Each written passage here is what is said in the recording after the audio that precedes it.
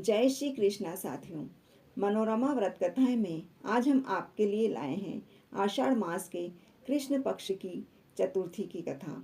आषाढ़ मास के कृष्ण पक्ष की संकष्टी चतुर्थी को कृष्ण पिंगल संकष्टी चतुर्थी भी कहा जाता है। इसका व्रत रखने से संतान, सुख, समृद्धि और समस्त संकटों से मुक्ति मिलती है। आइए कहानी सुनते हैं। द्वापर युग में महीजीत नाम का एक प्रतापी राजा था। वह बहुत ही दयालु और प्रजापालक था। राजा के पास धन, वैभव और सेना की कोई कमी नहीं थी, लेकिन उनकी कोई संतान नहीं थी।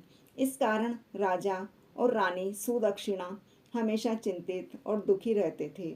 एक दिन राजा ने अपनी प्रजा और मंत्रियों से कहा, मैंने जीवन में कभी कोई पाप नहीं किया, हमेशा प्रजा को अपनी संतान की तरह पाला, फिर भी भगवान ने मुझे संतान सुख से वंचित क्यों रखा। राजा की इस चिंता को दूर करने के लिए उनके मंत्री और शुभ चिंतक वन में जाकर श्रेष्ठ ऋषियों की खोज करने लगे। वहां उन्हें दीर्घायु और त्रिकालदर्शी लोमश ऋषि मिले। मंत्रियों ने ऋषि को प्रणाम करके राजा महीजीत के दुखों का कारण बताया और संतान प्राप्ति का उपाय पूछा। लोमश ऋषि ने ध्यान लगाकर बताया कि राजा पूर्व जन्म में एक गरीब और क्रोधी व्यापारी थे।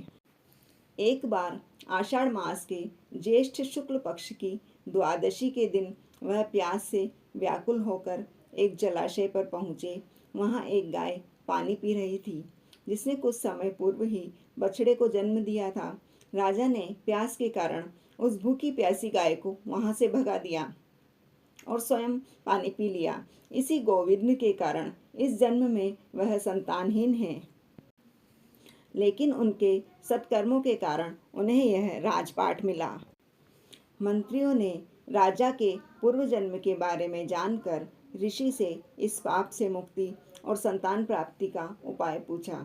तब लोमश ऋषि ने कहा, यदि राजा महीजीत और उनकी प्रजा मिलकर आषाढ़ मास के कृष्ण पक्ष की संकष्टी चतुर्थी का सविधि व्रत करें और इसका पुण्य राजा को दान कर दें, तो उन्हें अवश्य ही पुत्र रत्न की प्राप्ति होगी। मंत्रियों ने नगर लौटकर राजा को ऋषि की बात बताई। तब राजा महीजीत और रानी सुदक्षिणा ने पूरी श्रद्धा के साथ आषाढ़ मास की चतुर्थी का व्रत रखा और भगवान गणेश की पूजा अर्चना की।